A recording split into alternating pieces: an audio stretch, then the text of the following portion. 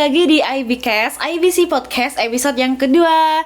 Oke, untuk hari ini aku sebagai pembawa acaranya Salma dan kakak di samping aku Raisa. Oke, sebelumnya aku mau nanyain kabar kalian. Gimana nih kabar teman-teman? Karena di saat ini sampai mulai dari tanggal 15 Maret sampai saat ini kita masih terkena dampak dari pandemi, utamanya kuliah online. Oke, semoga sih aku mau berharap buat kalian untuk tetap jaga kesehatan, memakai masker dan menjaga jarak. Oke, sebelumnya aku mau tanya dong untuk Kak Raisa nih, boleh nggak sih Kak untuk perkenalannya? Oke, kenalin, nama aku Raisa, aku founder dari Investasi Sejak Dini. Jadi aku suka mengajarkan tentang investasi dan keuangan buat para generasi milenial. Dan aku saat ini kuliah di UII semester 6 jurusan Ilmu Ekonomi. Oke, berarti di IBCast yang episode kedua ini kita bakal bahas apa Kak? Bakal membahas kurang lebih tentang investasi. Ya, oke. Jangan lupa untuk ikuti terus ya teman-teman. Oke, boleh dong Kak ceritain awal mula kakak buat tertarik di dunia investasi ini? Oke, awal mulanya aku itu pakai deposito. Jadi deposito kan dari bank kan ya. Nah, awal pakai deposito, terus aku mikir lagi nih, aku kira-kira mau lanjut pakai deposito atau mau investasi yang lain. Karena aku mikir karena di ilmu ekonomi kan juga belajar begituan kan ya. Jadi di yang aku pelajarin, bunga dari deposito kecil daripada bunga dari inflasi. Jadi secara nggak langsung aku kalau invest di deposito itu rugi buat jangka panjang. Terus aku belajar lagi. Awalnya aku nemunya di reksadana, pakai aplikasi Bibit kalau teman-teman tahu. Nah, awal di reksadana, terus aku ngerasa lagi kayaknya aku kalau belajar di reksadana itu kayak mentok gitu, kayak kurang menantang gitu kan ya. Jadinya aku milih buat belajar saham. Jadi aku pakai aplikasi Ajaib. Teman-teman juga bisa download aplikasi Ajaib. Dan di situ aku mulai mendalami belajar analisis fundamental. Jadi aku di sini sebagai investor bukan sebagai trading kayak gitu. Oh ya Kak, tadi kan aku udah bahas pandemi ya Kak. Nah, menurut kakak nih di masa saat ini kita belajar investasi bisa nggak sih? Karena kan adanya pandemi ini pasti memberikan dampak ya, apalagi di sektor ekonomi. Kita tahu ya kayak bisnis-bisnis banyak yang gulung tikar. Terus ada orang yang mau bangkit lagi untuk usahin bisnisnya, mau branding itu pasti agak susah. Nah, kalau menurut kakak nih, dunia investasi dimasukin di masa pandemi, menurut kakak gimana? Cocok gak? Cocok banget, soalnya aku sendiri juga masuknya waktu pandemi. Kalau misalnya teman-teman masuk waktu awal pandemi, sekitar bulan Maret, sekitar bulan April, itu saham tuh kalau ini kita ngomongin saham lah ya, itu perusahaan yang bagus, yang nilainya mahal, itu tuh dia terdiskonnya juga lumayan banyak gitu kan. Ibaratkan kalau kita beli baju bagus, lagi diskon nih, ya kita borong dong ya. Nah kayak gitu prinsipnya kalau investasi di saham. Jadi menurut aku kalau misalnya teman-teman mau masuk di dunia investasi waktu corona itu tuh bagus banget sih menurut aku. Berarti menurut kakak semua kalangan bisa ikut gabung ya, terutama mahasiswa ya. Nah kan nih Kak, banyak banget kan mahasiswa yang apa sih kurang tahu basicnya tentang investasi, tahu kan? Karena aku pun sendiri juga aku mengakui aku kurang paham seperti itu. Nah terlebih lagi mahasiswa yang jurusannya di luar yang berbau ekonomi kayak gitu ya. Benar banget. Itu gimana Sa? Menurut kakak gimana cara mahasiswa untuk belajar ke dunia investasi itu gimana? Kalau menurut aku belajar tuh sekarang nggak perlu dari kuliah atau nggak perlu dari buku ya, karena sekarang udah kita bisa belajar dari YouTube, Instagram, podcast kayak gini, terus atau dari banyak hal. Sekarang kan udah internet kan udah marak ya, jadi buat cari ilmu itu tuh gampang banget. Dan menurut aku di masa pandemi kayak gini, yang even bukan dari jurusan ekonomi itu bisa dengan cara ikut webinar mungkin, atau ikut kelas kan. Kalau kelas tuh lebih mendalam lagi kan ya, atau mungkin beli buku. Sekarang kan juga udah banyak buku investasi, jadi sumber ilmu tuh ada banyak banget, gak cuma dari perkuliahan gitu. Iya bener banget sih, kalau dari zaman dulu kan kita belajarnya pas buku kan. Nah sekarang pasti kan semakin berkembangnya zaman, pasti banyak perkembangan kan, mulai dari adanya internet, sekarang juga ada webinar kan, lagi gencar-gencarnya webinar. Jadi kita bisa belajar dari situ juga kan. Betul. Oke, kakak kan udah cerita ya mulai dari awal investasi ya, cerita awalnya mulai tertarik ke dunia investasi gimana, terus cara mahasiswanya seperti apa, untuk belajarnya seperti apa. Nah, kalau kita udah tahu ya cara kita belajar investasi itu apa, tapi tujuan kita itu apa sih gitu loh?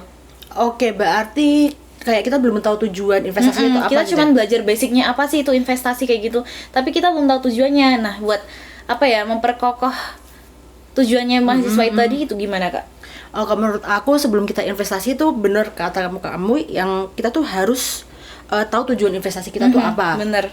Jadi banyak kesalahan yang aku temui itu tuh kita milih produknya dulu baru asetnya gitu. Milih produk dulu baru nentuin tujuannya. Itu tuh salah. Jadi kalau misalnya ibaratnya kita mau naik kereta, kita kan harus tahu tujuan kita dulu apa. Misalnya kita mau tujuannya ke Semarang nih. Kalau ke Semarang kita mau pilih pakai apa? Misalnya mau pakai travel kah atau mau pakai kereta kah? Jadi kan kita punya tujuan dulu baru kita pilih kendaraannya kan. Iya, berarti kadang ada orang yang salah target ya. Iya, betul. Nah, makanya banyak yang kayak mereka tuh investasi tapi nggak tahu mereka tuh buat apa gitu investasinya kan. Cuman cari untung ibaratnya. Iya, cari untung biar kaya. Itulah mindset kayak apa namanya investor awam yang kayak males banget belajar mesti kayak ya investasi ya biar kaya gitu. Padahal enggak gitu. Salah banget kan? Salah, iya bener salah banget itu. Jadi yang benar kita tuh harus punya tujuan dulu. Misalnya kayak kamu mau S2 gitu ya, misal kamu S2 tahun 2002, berarti kan itu 1 tahun lagi. Nah karena 1 tahun itu jangka pendek, berarti kita harus tahu produk investasi mana yang bagus buat jangka pendek atau yang kurang dari 1 tahun. Contohnya kayak deposito tuh bagus buat investasi jangka pendek, atau contoh lain ada RDPU, reksadana pasar uang, itu bagus juga buat jangka pendek kayak gitu. Jadi harus tahu tujuannya dulu, terus tahu jangka waktunya kapan, misalnya 1 tahun, 5 tahun, apa 10 tahun, nah baru pilih produk mana yang cocok kayak gitu.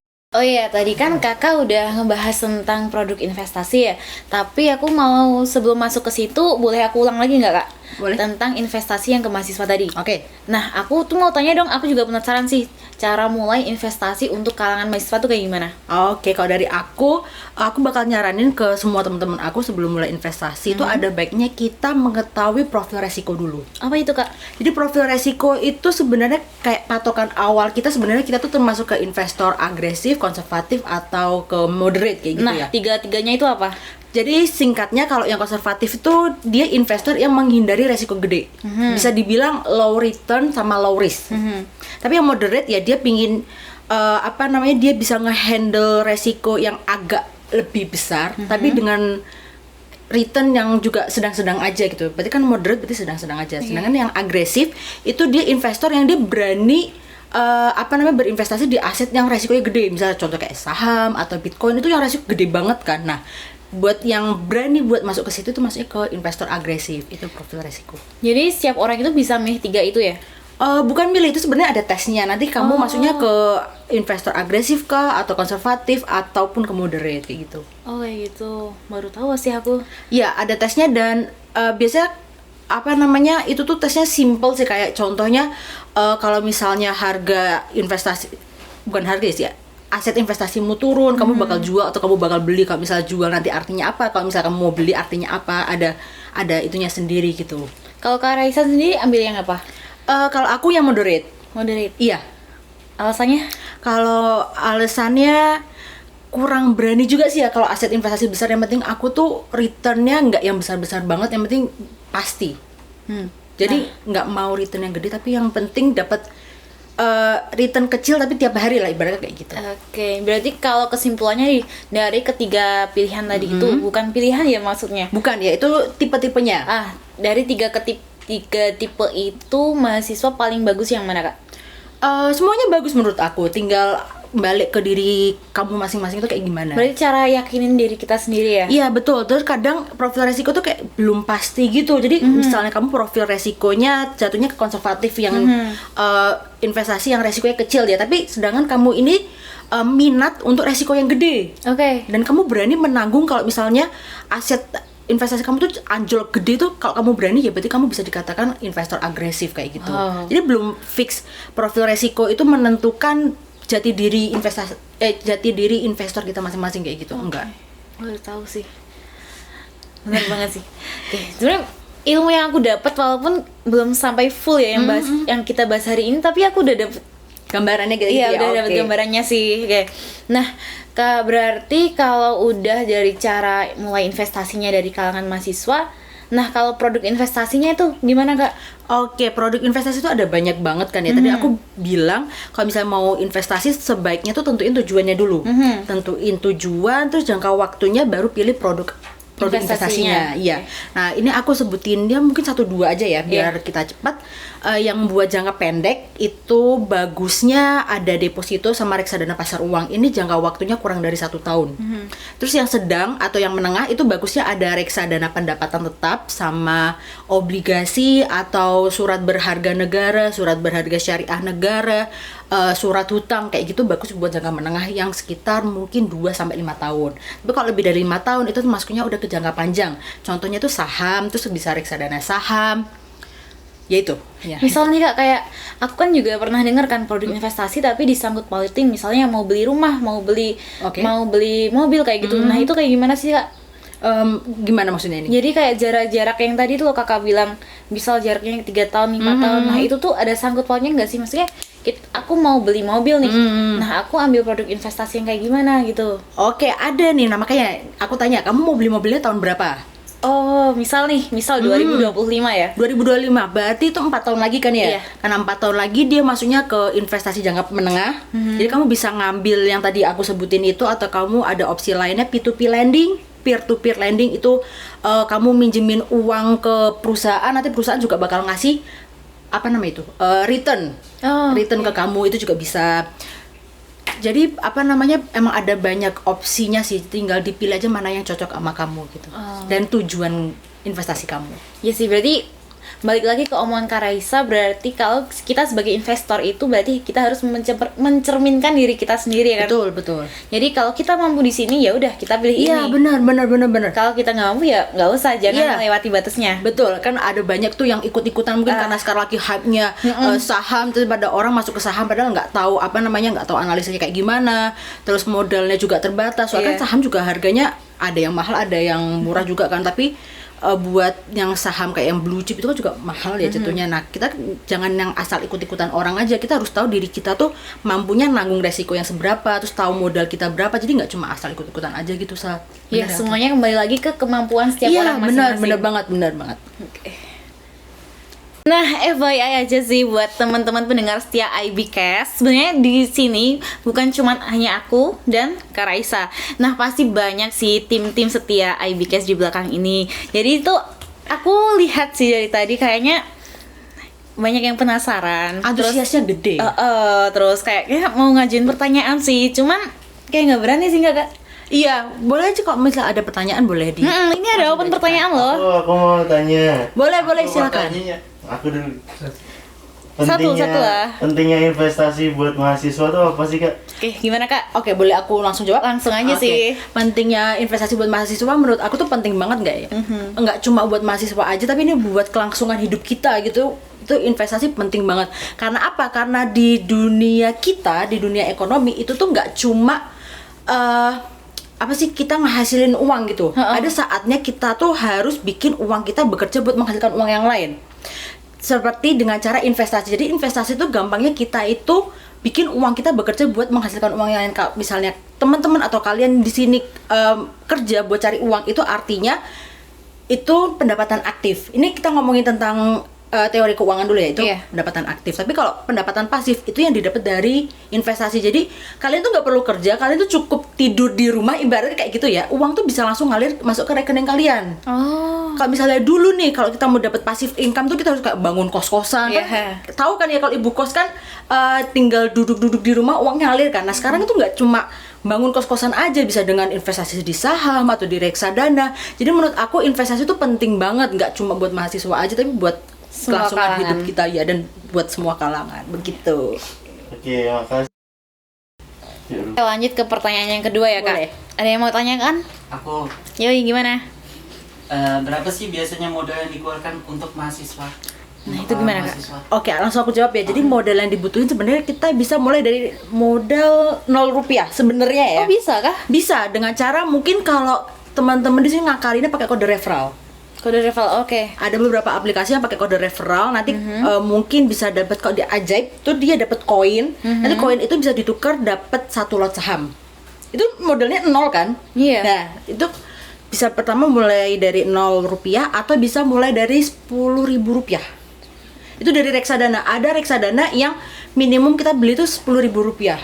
Atau kalau mau beli saham Sebenarnya saham itu 100.000 bukan modal minimum ya, itu sebagai syarat aja buat beberapa sekuritas itu kan mensyaratkan kalau mau daftar di perusahaan sekuritas itu tuh harus bayar 100.000. Iya. Tapi sebenarnya 100.000 tuh bisa dibeliin saham banyak banget lah pokoknya saham yang harganya di bawah 100.000. Jadi buat modal sekiranya itu masih cocok di kantong mahasiswa lah ya, kalau misalnya 10.000 sampai 100.000 kan ya. Jadi aku tuh mikir kan, karena emang banyak teman-temanku yang mulai 100.000. Oke, berarti aku mikirnya minimal berarti 100.000 dong. Oh ternyata enggak. Enggak. Iya, kalau misalnya investasi sebenarnya bukan masalah modal ya. Sebenarnya investasi itu masalah konsisten. Jadi mau modal kamu 10.000, 50.000 nggak apa-apa. Yang penting tiap bulan kamu sisain buat investasi kayak gitu. Seberapa besar modal itu nggak peduli, yang penting konsisten aja dan mulai sedini mungkin Sedini mungkin sih, kalau bisa sekarang. iya betul banget. Kayak gimana nih? Jawabnya udah puas belum? Sudah. Oke. Masih siap nerima pertanyaan lagi nggak, Mbak? Siap dong. Ada lagi nggak? Oh ya, mau tanya dong terkait tentang aplikasi investasi tadi. Nah, aku tuh sempat banyak di teman-temanku banyak yang pakai tuh namanya aplikasi Bin. Nah, itu tuh termasuk aplikasi investasi juga bukan sih? Oke, kalau menurut aku aplikasi itu tuh bukan investasi karena itu cuma itu kayak judi ya, kalau aku boleh bilang itu judi karena di situ nggak ada analisis khususnya, kita cuma nebak naik turun aja. Kalau naik terus tebakan kita benar kita dapat duit, kalau salah ya duitnya turun. Itu menurut aku bukan investasi, itu malah lebih ke judi. Karena menurut aku investasi itu tuh nggak ada yang bisa buat cepet kaya. Jadi investasi itu pasti butuh waktu buat uang itu tumbuh, kayak ibarat kayak pohon itu nggak bisa tumbuh dalam semalam kan ya. Jadi Iya, dia butuh waktu, kayak kita harus dipupuki, disirami kayak gitu. Jadi investasi perlu waktu buat berkembang, dan aplikasi yang disebut tadi itu bukan aplikasi investasi karena dia ya cuma nebak-nebakan kayak gitu. Semoga jawaban saya memuaskan ya. Iya, terima kasih Kak. Terus Oke. ada saran nggak sih Kak buat kita menghindari aplikasi-aplikasi kayak gitu? Buat kita bedainnya kayak gitulah misalnya. Oke, ada. Yang tergampang itu ya cari aja di OJK. Kan sekarang udah ada websitenya ojk.go.id. Itu di OJK itu tuh udah ada daftarnya. Iya. Aplikasi mana yang dia itu tuh udah dapat lisensi dari OJK atau belum. Kalau misalnya belum, bisa dipastikan ini tuh mungkin bisa lagi dalam tahap permohonan. Jadi permohonan tuh emang dia udah diajukan, udah di ACC, tapi mungkin belum jadi aja gitu loh. Nah, kalau saran aku yang udah bener-bener fix terverifikasi OJK gitulah ya. Dan kalau misalnya teman-teman buka di aplikasi awal, misalnya mungkin entah itu Bibit atau apa, itu biasanya ada di bawahnya itu ada terdaftar oleh OJK. Nah, itu mending itu aman. Kalau misalnya nggak terdaftar di OJK atau teman-teman cari aplikasi A gitu, kalau misalnya nggak ada di OJK berarti dia nggak aman gitu. Nah, kalau misal nih dia masih sedang akan terverifikasi, Kakak berani nggak? Berani aja kan, berarti emang itu udah diajukan kan, cuma tinggal Oke. emang belum jadi aja itunya, jadi boleh. Oh, oke. Mungkin kita masih buka pertanyaan atau udah cukup? Satu lagi sih. Boleh, oke, Nggak apa-apa silakan. kan? Boleh, nggak apa-apa, boleh Gimana? banget, boleh banget. Teman-teman ada yang mau tanyain lagi nggak timnya? Aku mau tanya tentang ini. Gimana apa aja tips and triknya untuk mahasiswa khususnya biar kita kan pemula, kita bisa menanggulanginya gitu, biar kita lebih prepare buat menghadapi kendala-kendala yang akan terjadi besok untuk investasi. Oke, saran aku kalau buat dari mahasiswa itu pertama kita harus punya dana darurat dulu sebelum investasi. Minimal 3 kali pengeluaran pokok rutin bulanan. Di situ aku juga udah nge-share di podcast aku sendiri. Aku juga ada podcast, bisa searching aja di Spotify, itu portal dunia keuangan dan investasi. Itu aku share di sana gimana cara nyiapin dana darurat. Dan aku bilang di sini kita kalau sebelum investasi ada baiknya kita punya dana darurat minimal 3 kali pengeluaran pokok rutin bulanan. Nah, kenapa kita harus punya dana darurat? Ini nggak antisipasi kalau aset investasi kita tuh turun. Kan pasti investasi itu ada naik turunnya kan ya, nggak mungkin naik terus. Nah, dana darurat ini buat kayak dana cadangan kita biar kalau aset investasi turun kita tuh masih ada pegangan. Itu pertama dana darurat. Terus kalau yang kedua, please jangan ikut-ikutan. Jadi yang kita udah bahas yang kamu bilang disesuaikan sama kebutuhan kita, Iya. disesuaikan dengan kemampuan Kemampuannya. kita juga. Nah, itu diperhatikan lagi, jangan asal ikut-ikutan orang, jangan asal pom-pom orang. Karena apa? Kalau misalnya kita cuma ikut-ikutan orang, kalau misalnya pas kebetulan kita investasi di apa sih sebetulnya produk yang sama dan di produk itu turun, kita jadi nggak tahu kesalahan kita tuh apa dan kita bingung kita mau memperbaiki kesalahannya itu dari mana karena kita nggak tahu kesalahan kita tuh di mana gitu kan ya. Jadi itu jangan ikut-ikutan orang, punya dana darurat. Terus mungkin yang terakhir, jangan bosen belajar. Itu paling penting sih. Paling penting banget. Karena apa? Karena jadi kalau dalam Islam itu ada yang namanya goror. Goror itu spekulasi lah. Kalau misal spekulasi itu tuh terjadi kalau misalnya kita beli sesuatu tanpa kita tuh tahu itu kualitasnya kayak gimana, terus komposisinya kayak gimana, itu kita termasuk goror gitu. Atau simpelnya beli kucing dalam karung. Jadi kita nggak tahu wujud kucingnya kayak gimana, ya kita cuma beli aja gitu kan. Nah, kalau misalnya teman-teman di sini investasi tapi nggak melakukan analisa dulu, nggak dicek profil resiko dan segala macamnya, itu berarti teman-teman terkena aspek goror itu. Dan aku saran dari aku, sebelum mulai investasi apapun itu dipelajari dulu. Dipelajari dulu itu disesuaikan dengan kemampuan dan budget kita masing-masing kayak gitu sih. Gimana? Cukup menjawab. Oke. Terima kasih. Sama-sama. Makasih juga untuk Kak Raisa, jawabannya emang banyak banget ya. Jadi ilmu yang kita dapetin hari ini mulai investasi, apa itu investasi, Betul. cara kita mulai investasi, terus untuk produk investasi tadi, terus nilai risiko ya Kak? Benar. Nah untuk yang pertanyaan-pertanyaan dari tim-tim IB Cash juga itu beneran banyak banget dan pasti nambah ilmu sih. Alhamdulillahnya kalau misalnya menambah pengetahuan tuh aku juga ikut seneng gitu ya. Iya. Jadilah yang bahala juga sih. Iya, betul banget, betul. Oke, jadi teman-teman, kita hari ini kan udah mulai bahas ya tentang investasi apa itu. Nah, kita untuk yang kali ini bakalan bahas tentang aplikasinya. Tapi kali ini bakalan ada tamu lagi, Kak. Perkenalkan, nama aku Erika. Saya co-founder dari Investasi Sejak Dini. Aku dari Universitas Negeri Semarang, jurusan Ilmu Komputer angkatan 2018. Nah, untuk teman-teman yang penasaran tentang tutorial penggunaan aplikasi ajaib, silahkan untuk cek di YouTube IBC UAE. Nah, untuk kali ini untuk tutorialnya akan dijelasin oleh Kak Erika. Gimana nih, Kak? Boleh, silakan langsung di Download dulu aplikasinya. aplikasinya sudah. Udah. Oke, terus bisa dibuka. Oke, Daftar ya, Kak? daftar, iya. Kemudian dicantumkan nomor ponsel, email, password, kemudian kode promo. Kode promo itu lebih kayak kode referral Iya, gitu kode ya. referral yang aku sebutin tadi kalau buat dapetin bonus 1 lot saham. Iya. Oke, ini aku mulai ya, Kak. Iya. Oh, ya, ini gimana, Kak, lanjutannya? Kemudian bisa klik buka akun saham. Buka akun saham. Mana nih, Kak? Oke. Terus? Oke, lanjut. Oke, terus masukin nick kamu, kemudian ada foto KTP.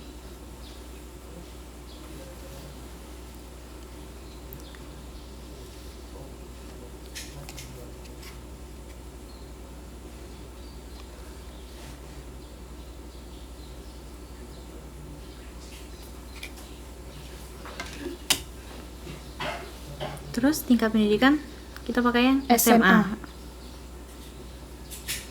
Oke, ada agama, kemudian status perkawinan, agamanya apa? Status perkawinan, belum kawin. Oke, lanjut.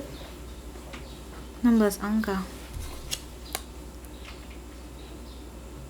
Salah masukin. Bener, Kak? Oh, udah. 11071.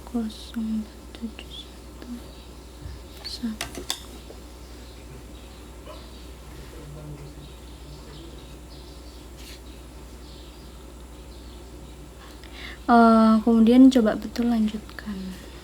Oke, kemudian mengisi profil risiko investor, ada total penghasilan, belum ya berarti. Coba diklik nih. Nggak ada ya? Coba. Oke, di bawah 1 juta. Dari investasi, Kak.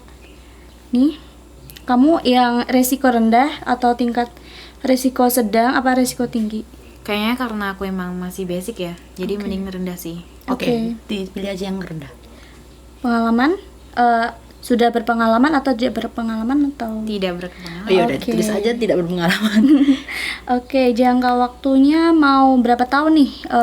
Kurang dari 1 tahun atau antara 1 sampai 3 tahun? Kalau saran dari kakak gimana kak? Menurut aku 3 sampai 9 sih tahun. Oke, terus lainnya ada tujuan investasi kamu apa sih?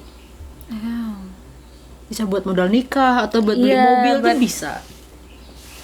Investasi. Oke, sumber pendapatannya dari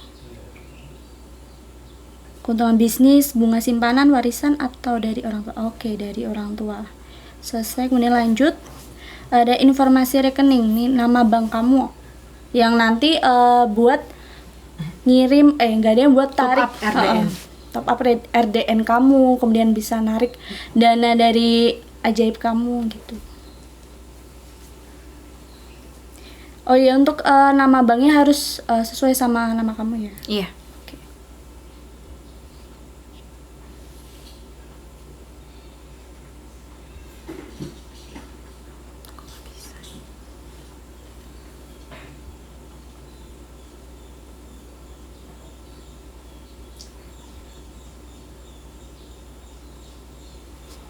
Udah kak? Oke, selanjutnya pembukaan RDN ada alamat tempat kerja kamu. Nah, karena pekerjaan di sini pelajar atau mahasiswa.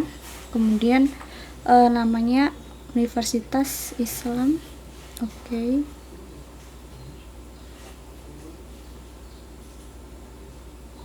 Bidang pekerjaan mahasiswa. Di sini lainnya. Oke.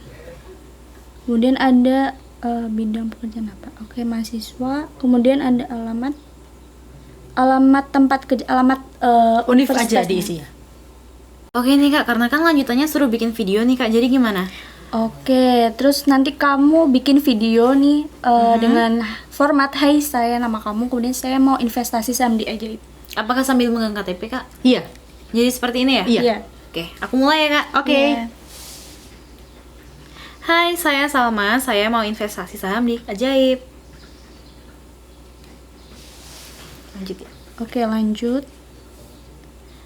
Nah, di sini kamu bisa tulis tanda tangan kamu. Oke. Oke, terus simpan.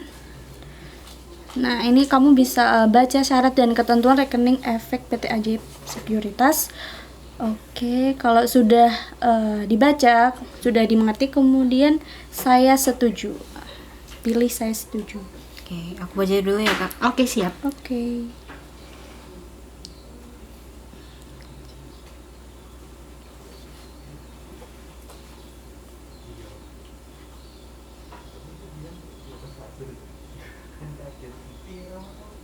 Ya, udah. Oke, udah selesai, udah bagus. Oke, Ajaib akan memastikan data. Kemudian untuk verifikasi data itu sekitar 1 hari. 2 kali 24 jam itu paling cepat. Oke. Oke. Jadi kan kakak udah ngasih tutorial ke aku ya cara gunain Iya. aplikasi Ajaib, terus cara registrasinya juga. Nah, sebelum aku mulai cara penggunaannya, aku mau tanya dong, aman gak sih aplikasi ini? Sangat aman karena aplikasi ini udah termasuk di dalam OJK. Gitu. Nah, terserah mau gimana pun tetap aman, jamin aman karena ya itu sudah termasuk dalam OJK itu. Jadi kalau dia udah terbilang aman nih, keunggulannya apa dong kak? Oke, keunggulannya itu registrasinya bisa online. Kemudian yang kedua itu tidak ada minimal buat ngisi saldonya. Oh, Tuh. Terus apa lagi? User friendly kalau menurut aku. User friendly. Itu sama kode referral, menurut aku kode referral tuh yang berguna banget sih, soalnya kan kita bisa dapetin 1 lot saham tanpa ngeluarin duit sama sekali gitu. Jadi itu kalau misal kamu kan udah daftar tuh, nah nanti kode referralmu itu bisa dipakai kalau misalnya ada temanmu yang lain mau daftar Ajaib, nanti pakai kode referralmu, nanti kamu dapat koin, nanti koin itu bisa ditukerin 1 lot saham. Oh iya nih kak, aku mau tanya lagi dong, boleh kan? Boleh. Nah, aku tuh mau nanya, kan kakak tadi udah nyebutin tentang minimum saldo ya? Iya. Nah, itu yang dimaksud tuh kayak gimana sih? Mungkin dari Erika dulu mau jawab. Minimum saldo itu lebih ke apa ya, kamu top up itu nggak ada minimumnya gitu loh. Kamu mau semisal 10.000 pun nggak apa-apa gitu loh. Kan ada tuh dari perusahaan lain tuh syaratnya itu 100.000, ada 1 juta minimalnya, atau 10 juta itu ada. Terus nih Kak, kalau untuk beli saham itu ada minimalnya nggak sih? Tadi sebelumnya belum ada pengertian tentang Iya, saham belum ya. ada. Aku jelasin tentang pengertian saham ya. Boleh dong. Oke. Saham itu seperti pembuktian tentang nilai perusahaan atau pembuktian penyetoran modal. Jadi nanti kamu minimal beli saham itu 1 lot. Nah, 1 lot itu 100 lembar. Nah, nanti semisal 1 lembar itu harganya 1.000. Nah, nanti berarti dikalikan 100.000 dikali 100 berapa gitu. Nanti kamu harus bayarnya segitu. Ada tambahan nggak Kak Raisa? Kalau menurut aku saham itu bukti kepemilikan ya. Jadi kalau misalnya even kamu punya 1 lot saham, itu tuh kamu udah jadi pemilik perusahaan. Walaupun cuma 0, sekian aja gitu. Tapi karena kamu udah jadi pemilik, apa sih, bukan pemilik, jadi apa bahasanya, pemilik saham, bukan pemilik perusahaan. Perusahaan. Nah, karena kamu udah jadi pemilik perusahaan, kamu ini berhak ikut RUPS. Jadi RUPS itu ya seenggaknya kamu bisa ikut andil lah dalam menentukan kebijakan perusahaan. Nah, itu kamu bisa ikut RUPS dan kamu berhak buat dapat dividen. Kayak gitu dari aku. Oke, aku mau lanjut pertanyaan boleh kan ya? Boleh. Nah, tadi kan Kak Erika udah ngejelasin tentang aplikasi ajaib ya. Oh, iya. Keunggulannya juga udah kan? Iya, benar. Nah, terus aku mau nyangkutin ke saham nih. Jadi menurut Kakak itu keunggulan dari saham itu apa sih? Tapi di samping itu juga aku mau tanya tentang risikonya. Oke. Jadi keunggulan saham itu yang pertama bisa jadi passive income. Kemudian yang kedua, kamu bisa dapat dividen dari perusahaan. Dividen itu seperti laba. Nanti dari perusahaan itu bakal bagi-bagi dividen ke investor, kayak tanda cintanya gitu. Right. Oke. Terus keunggulan dari saham itu capital gain. Capital gain itu seperti keuntungan dari selisih harga jual sama beli. Jadi saat capital gain itu harga beli itu lebih murah ketimbang harga jual. Nanti kamu menjual itu lebih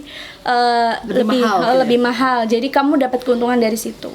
Kemudian kalau untuk resiko itu capital loss. Capital loss itu kerugian. Kebalikannya dari capital gain, yaitu kerugian dari selisih harga jual sama harga beli.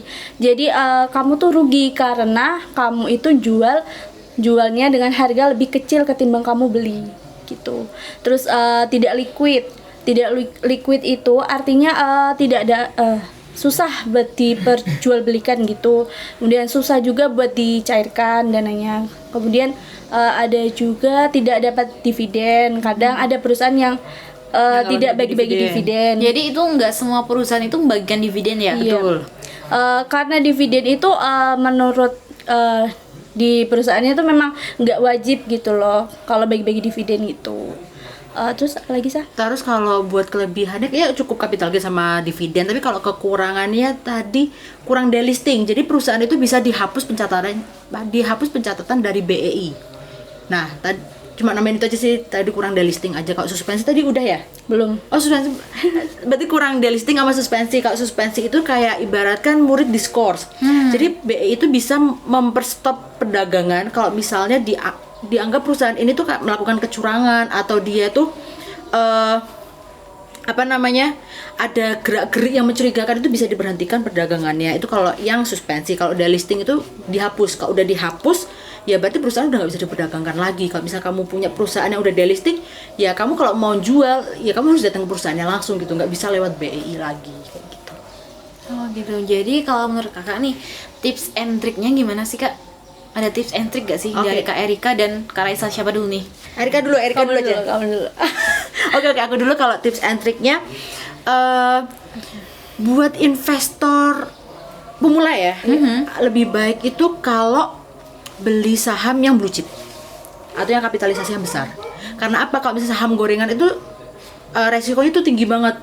Karena dia tuh bergerak bisa naik turunnya tuh tajam kan, makanya tuh beli saham blue chip aja yang kapitalisasinya besar. Tapi yang kedua, jangan beli pakai dari uang utang atau uang panas.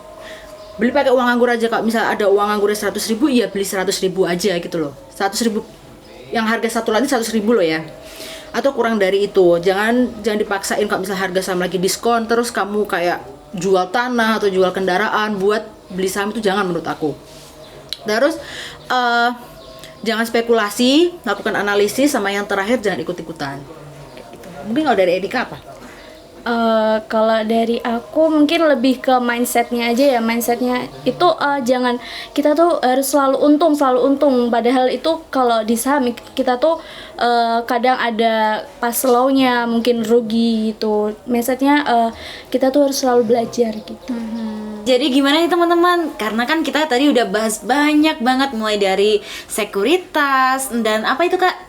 Aplikasi investasi, Terus cara profil resiko, terus macam-macam produk investasi kayak gitu. ya pasti kalian udah ada gambarannya dong mau gimana, terus cara ngejalaninnya, terus buat kedepannya pasti kalian udah paham lah ya. Nah buat teman-teman, sebagai penutup dari aku mau kasih quotes ke kalian. Pengeluaran yang bijaksana adalah bagian dari investasi yang bijaksana dan tidak ada kata terlambat.